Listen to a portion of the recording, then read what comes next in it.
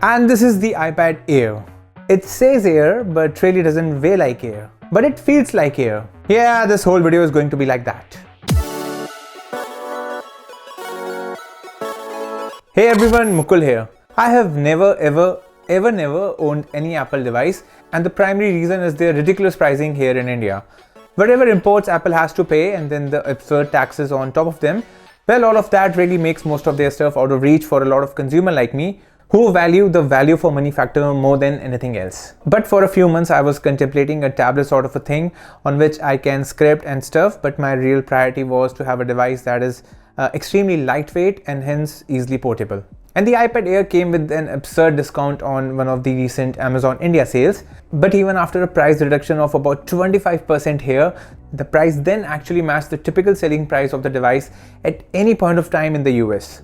Yeah, it's that bad here. So I was like, it's either this or one of the terrible Android tablets, which might be still okay for my use case, but YOLO, so YOLO I did.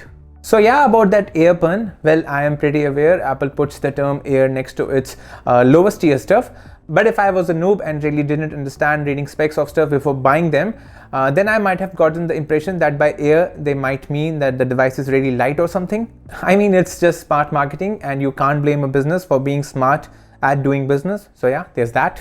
But for its weight anyway, there's hardly any difference between the Air and the Pro models, and all of them will feel the same once picked up by your puny hands. Now the build quality of this feels top notch, and there isn't an area on this that doesn't feel extremely polished and premium. I love the subtle matte finish on the back with just the Apple logo being glossy. But yeah, the front display loves them fingerprints. No matter how you use the tablet, the huge 10.9-inch diagonal display will just smooch your fingertips. So definitely keep a microfiber cloth handy if you hate them, but if you are ignorant like me, then meh. When I was setting it up for the first time, seeing a warning that my Wi-Fi isn't on a secure protocol, well, that made me feel good about Apple's security concern, but then scared me about the security issue my router might have. Because of the 4 different array of holes, the iPad will appear to have 4 speakers, but they are actually 2. The other array of holes will definitely throw a subtle sound, but I think it's passively traveling from the speakers, which are actually placed around the other array of holes. Holes. The speakers are decently loud and I'm almost completely satisfied by their loudness, and they do attempt to throw a little variance of sub-bass too, due to which the vocals sound a little punchy, which are good enough for my liking.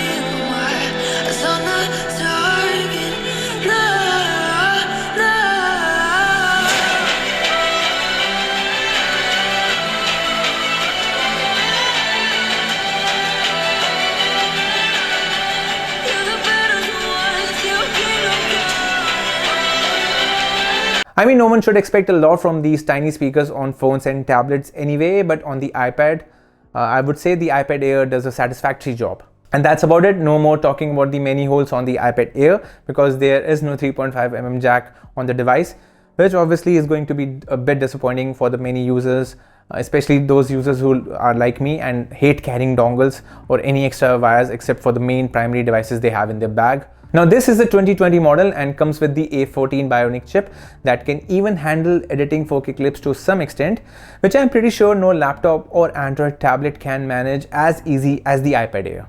Especially around the 38,000 rupees mark or $500 US. And I say that for the Indian marketplace, as I'm pretty aware that a few laptops can sell at absurdly good deals sometimes in the US or other such countries where the government actually loves tech more than taxes.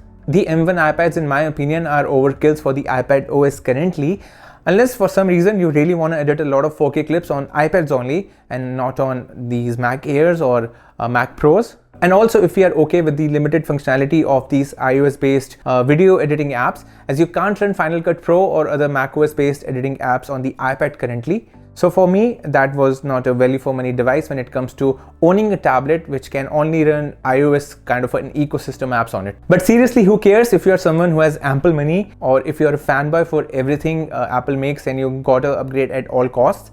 So yeah, I can't blame you for being that. As soon as I started using the iPad, the deliciously smooth OS slapped my face pretty hard, even when the screen runs at 60 Hz and the operating system is stretched across a massive resolution. Using the tablet was a smooth sailing affair in most of the tasks I threw on it. And boy oh boy, the memory management of the iPad OS is godly good. I swear there were many instances when an app which was ignored and left for eternity in the background snapped open immediately even after weeks of me not accessing it. I have never ever experienced anything like this on an Android device, and seeing something like this existing was delightful to my bodily brain cells. But I do miss not having the features of navigational keys on the bottom, which is at least optional on many Android devices. So I finally had to learn how to use gestures, and I think after a few weeks I'm finally getting around it. But I swear it still feels cumbersome. I mean, how can swiping and making a long trail of finger be faster than just tapping on a button? The screen is nice and according to Apple covers a wide color gamut with a mention of P3 next to it. So I guess we just ought to believe them, and I invested some time to find if someone covered and shared the actual numbers. But I guess no one cares anymore as long as something has Apple written over it. But if you're someone who hates cooking but love food, and due to some reason you have to go inside the kitchen and cook a meal or two, then the iPad or any tablet, as a matter of fact, will be the perfect assistant inside a kitchen when you're going inside the kitchen to make that one more addictive cup of chai. Also, the iPad could cast Netflix on my quite basic smart TV with no tweaks too. But yeah, for most of the video content you watch on the iPad, the long top and bottom margins are definitely going to be apparent. And the device also gets noticeably warm if you watch content on it for an hour or so, and expect the same when you do your never-ending brain-wrecking office Zoom calls. But there's nothing to really worry about here. I mean, if you want a tech that doesn't get warm, then are you really getting tech? Or is it just a lifelike smeg? What? But as I was setting up the screen for the very first time, there was definitely a slight yellow tinge which I tweaked and fixed later in the display settings. But to summarize about the display has this natural look to it and isn't your typical punchy AMOLED sort of a screen. And this is exactly why the screen is going to be good for artists who are looking to pair it up with the Apple Pencil. And yeah, we got that too, as my wife is an artist and we thought why not use this opportunity to get the Pencil too, and then she can use the iPad sometimes for digital sketches and paintings too. And the Pencil works just brilliantly for such tasks. Even with a cheap screen protector on the display, the pressure sensitivity and everything just work great. And no wonder a lot of artists love to own this as an ultra portable device to make good use of their time when they are traveling and stuff. I also plan to buy one of these sculpting apps soon too, and trying some 3D digital sculpting on the iPad. I've tried enjoying similar stuff on a few 2-in-1 laptops which came with the stylus, and trust me, they are just good for scribbles or making notes. If you want to sketch and paint accurately, then this is the device you need if portability is also your major concern. I'm not sure if any other third-party pencil or pen which is compatible with the iPad will be able to give the similar pressure sensitivity experience which is there on the Apple Pencil. But there are few drawbacks which I felt are there with the Pencil, and one of them is that the cost of the Pencil is just frigging absurd, and this is why, except for the Apple Pencil, I plan to buy no other accessory to pair up with the iPad. Also, the display on the iPad Air is ultra glossy, so unless you specifically buy a matte screen protector, forget that paper kind of a feel between the pencil tip and the display which is there in the traditional medium. And the last drawback is that the Pencil needs to charge, and it can only be charged via the iPad. But I'm pretty sure no one is going to mind that as long as you don't care about the iPad's battery being used as a resource to charge the Pencil. But then the advantage of this is that the Pencil can stick beautifully on the magnet on the iPad itself. And really, is there anyone out there who doesn't feel the functioning of magnets so satisfying? And when we are anyway talking about charging stuff, charging the iPad is something which I'm not a fan of. And I will never understand why Apple wouldn't upgrade the charging tech to something at least respectable here. Charging the iPad Air 4 completely took slightly above 2 hours, which felt like an eternity if you have felt and lived the fast charging habits of an Android phone, especially these days. But well, never mind though. If Apple wants us to be slow, we'd be happily slow, said every fanboy ever.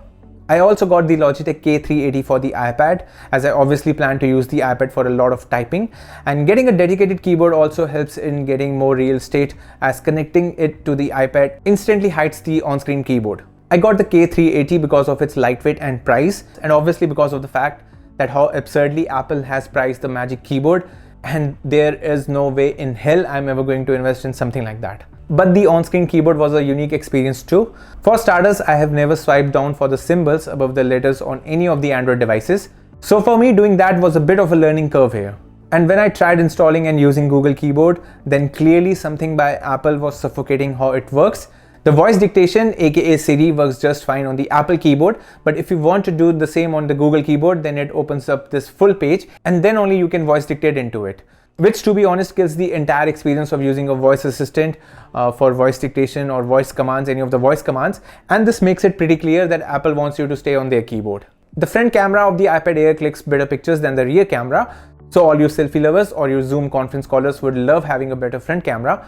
But the rear camera records 4K videos, which are okay in quality, but I'm pretty sure with this quality they aren't even beating any of the mid-budget tier phones even. This is how the front camera performs when I'm taking any sort of video from it, and I think it's pretty okay, it's pretty decent. And I wanted to do this test just to see how the mic reception is, and I think it's pretty decent. So yeah, this is how it is. And this is how the video is from the rear camera, and I'm taking this video at 4K 30 FPS just to see how it performs. I feel the front camera takes a better quality in videos, but I can be wrong, because once I post this 4K clip, then it might look a little different on the PC when I'm editing this review. But the overall performance and fluidity of the iPad OS running on the Bionic A14 chip is flawless. Like many of the reviewers, I too can't stress enough how fluid and smooth the overall usage experience has been so far. Multitasking and changing the size of split windows is extremely fluid and snappy, and most of the apps also support them. I also love the fact that the split screen view gets saved as a dedicated window in the layout of the recent apps too. The addition of widgets on iOS and iPadOS lately has also been extremely helpful for the Apple ecosystem users who had been missing on such a great feature on a mobile operating system for so long. I tried gaming on the iPad also, and yeah, I actually can get comfortable with the idea of playing games on the iPad way more than on a mobile phone. And that is happening if I had the time to do so, and I'm willing to sacrifice my very rare PC gaming time for gaming on tablets. So yeah, that isn't ever happening. The battery has been great so far, with the screen on time always ranging from 8 to 10 hours at least, but I'm pretty sure if this was a cellular and a Wi-Fi model, then that battery performance would have degraded by at least 20 to 25%. But then there are definitely a few things which are really weird about the iPad OS, especially if you are coming from Android and trying an Apple OS for the very first time. One of those things is that there is no stock calculator app pre-installed on the iPad, but if you're someone who does not know what math is, then I guess you don't need to worry about it. Also, the iPad still doesn't have a dedicated Instagram app, and the iOS layout app just lazily scales over the large interface on the large screen, which will definitely just kill the overall experience if Instagram and its influencers matter to you. The default Apple keyboard also doesn't have any sort of haptic feedback too, so if you're a user who is really used to that, then you are going to miss that buzzy feel here on the keyboard as you type in those characters. Also, I noticed on apps like Telegram, deleting messages takes a few extra steps as compared to how I can on an Android device. And I honestly don't know why Apple made it so hard to turn off the device completely, as holding the power and volume down key sometimes keep taking screenshots when I attempt to just shut off the tablet. They also clearly haven't polished these smileys on iMessage for the iPad OS, as a bunch of them have unclean edges which only a useless 3D artist like me will notice. I also miss not being able to access an app setting by holding its icon and directly jumping to its window. On the iPad, I have to scroll through the long list of sub options just to access that for any of the apps. Also, these settings options aren't alphabetically sorted, which makes accessing any of these quickly a tricky affair. And it's also weird that you can't completely turn off the Bluetooth and Wi-Fi from the drop-down menu from the top. And the only way to do that is to go into the settings first and then disabling them. Also in Android, if I have to dwell inside more settings of any of these options, then I just hold the icon for a few seconds and it gets me right to it. But on the iPad OS, I have to first tap and turn on the feature and then hold on to the icon for a few seconds and then tap on more settings to finally reach there. If you're someone who loves doing long treks, then you wouldn't mind the long journey here. But I am someone who believes in burning fuel to reach the destination as soon as possible. So yeah, not a fan of this. And once the low power mode gets activated when the battery is low, well, it won't disable itself till the battery gets charged to 80%. So in case you ever decide to unplug the charger before that, you would need to go inside the settings and turn off the low power mode manually. And this truly sucks, as I swear I have unplugged my iPad several times around 50 or 60 or 70%. Then I have to go in manually and toggle this option again. Oh man, it's so frustrating sometimes. Even when I was in the low power mode on the iPad, none of the apps or the overall usage felt sluggish in any way. So for the first few days, I didn't even know this was happening. I also miss not having face unlock as a security feature on the iPad Air, as sometimes I felt the fingerprint sensor to behave a little finicky. And I also think face unlock is way more convenient seeing how large this tablet is, especially as compared to phones. So yeah, the iPad Air is obviously a pretty good device for almost every task it has been originally built for, and I can't nitpick a lot of things here apart from the ones I already did. And I'm betting that this might last a few good years till someone actually in my home drops it on a hard surface and it shatters and breaks with the heart for the money I spent on the device. If only the base variant had 128GB storage too, like the other latest iPad Pro variants, but well, I guess that's how it is with Apple, right? Their true margins and profits lie in those storage and memory upgrade options, which again seems extremely absurd to me in terms of how they price it. And also, at least in countries like India, you don't outright buy their latest releases till you are either extremely rich or just someone who loves EMIs and loans, or just a fanboy for everything latest Apple throws out in the market. But I am personally pleased with the investment I made for this and for the basic tasks I plan to do on it as an extremely compact and portable device. You can also hop on to our Discord server to discuss more Apple or non-Apple tech stuff too. Stay safe, humans. That's all for today. Mewbot and his first apple out. I guess there are some apples in the fridge too. I must eat them.